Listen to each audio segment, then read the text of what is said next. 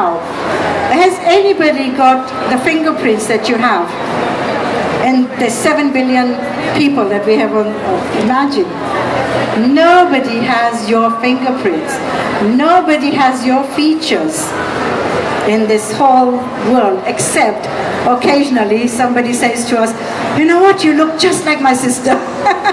I had that a few months ago when I was at the airport. You look exactly like my sister. And I think even the twins who are, what do you call them, twins that look alike? Identical twins also have little things that are so unique to them, don't they? So we are special. And I like to look at our uniqueness as 7 billion people.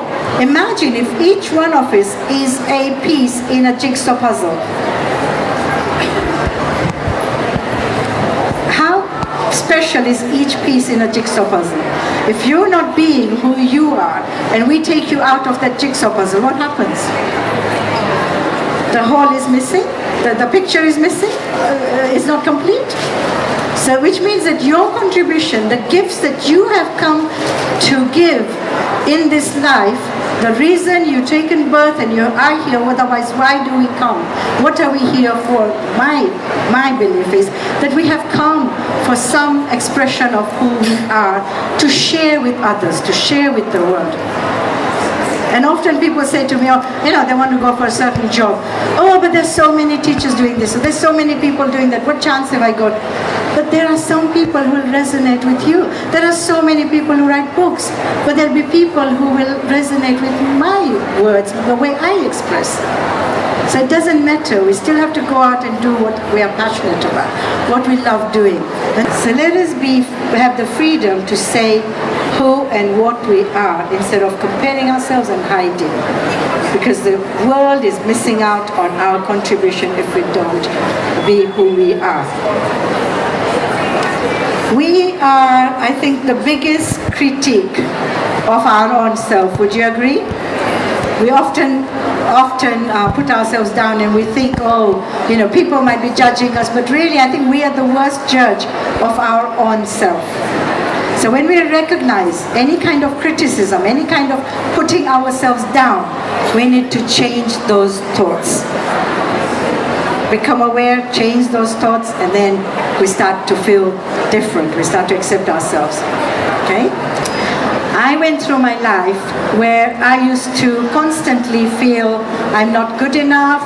If I met somebody who I was putting them on a pedestal, I would avoid them. And they'll probably think, she's... But I would avoid them for the reason that I didn't know what I'll say to them, because I didn't feel equal.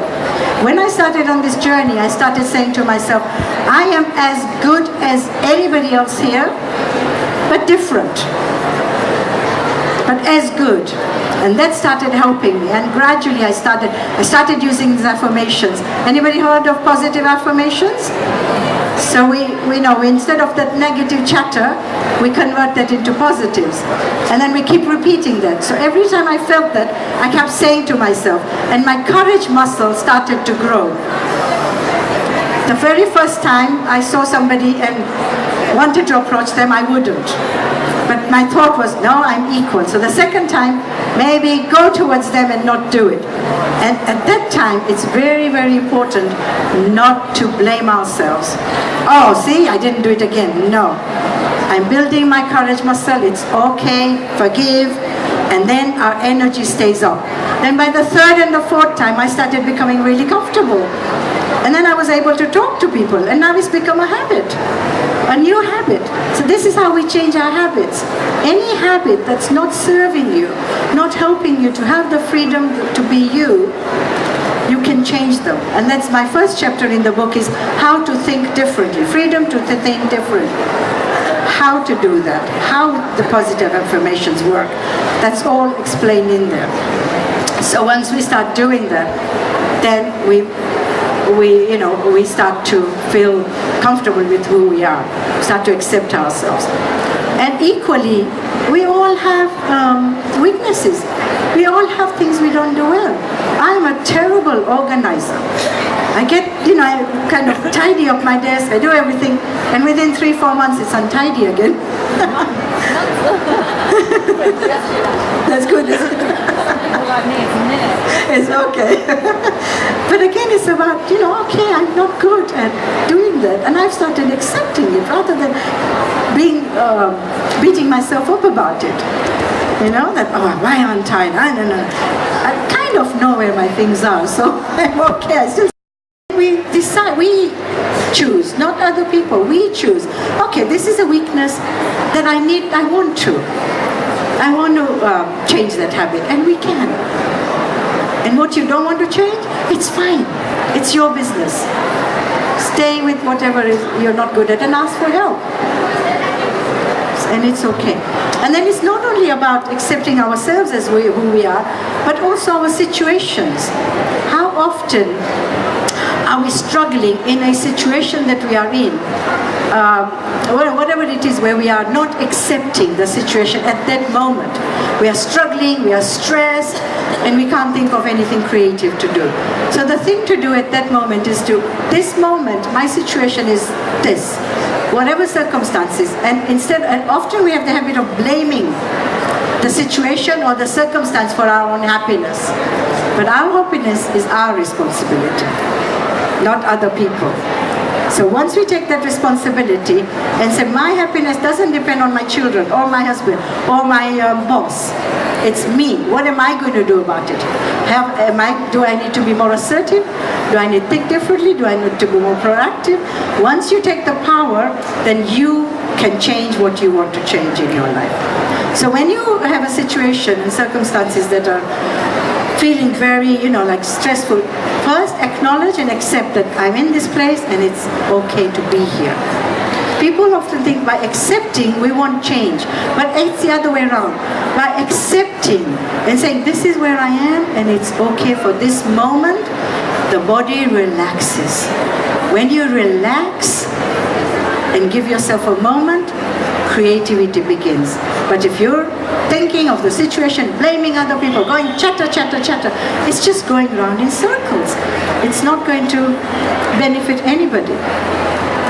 So acceptance of situations, circumstances, not blaming, and anything that you are not good at helps us to live the life that we want and move forward. Okay?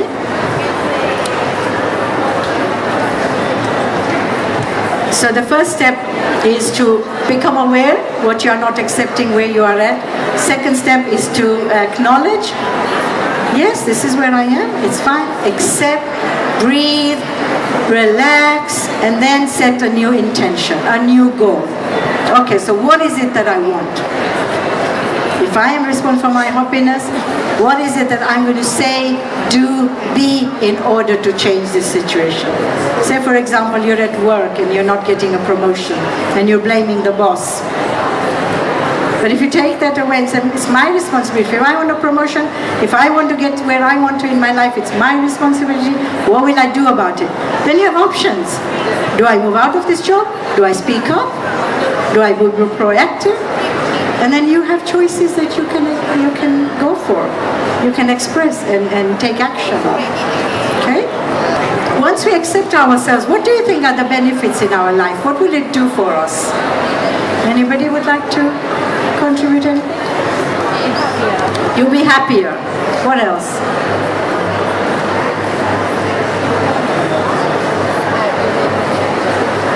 Anything else? Comes to your mind? You'll have more confidence. So much nice. Yes, other people will accept you when you accept yourself. Yeah. You feel like you're in flow with life. Otherwise you're resisting life. Life is flowing like a river. You'll have less fear of what others are saying.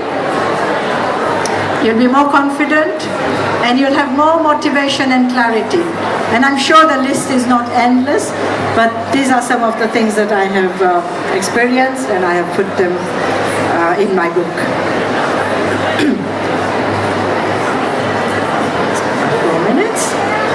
and live more in the present moment. How many times we want to be in this moment? To be, yes, it's okay to be in this moment. Maybe you can all take a little breath. Yes, so the question is, talking about mess on the table, and it's too much sometimes and you're overwhelmed. So I have actually, when I was in that state, I actually asked somebody to help me. I got a friend who was a good organizer, and we started with just one little section.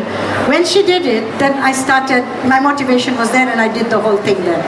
I was just motivated because it looks so good, tidied up.